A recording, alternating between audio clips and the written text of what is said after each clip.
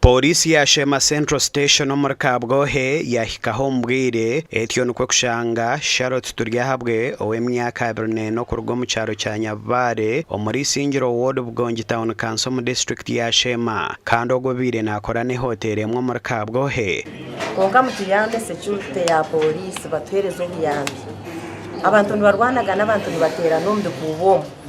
okurugaha kuruga kuriya mpako security ntujeda bireho mukiro ni bushesha erizo ngakigambibwa nti omuwala yabadaina wava kwabera ina akuruga bamutuga tweka polisi ntiyo ntikyondoza konka sofa twinayo omusigazo omwe omukikondo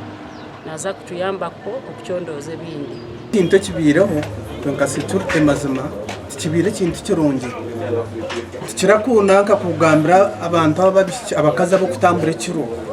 babase kwerinda yaraza hikashaha munana okutambura kureka kwa natine okubasa kumugadinga kura mutiyabasa kufa nobwe town ya Kabgohe erimuza kamera cyashangwa ngo tuzuru kubasa kukwata nkoze bihagaro ahabwo kugira ngo town age erimo mwirima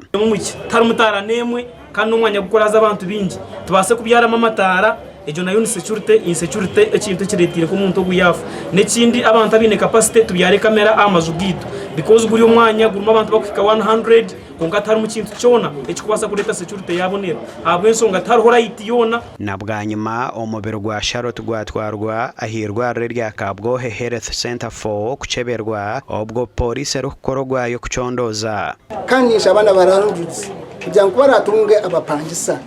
babanjure owa chairman nari babanjure aha polisi wona hakwenda kugira ngo tuyinemu omuzigo mbi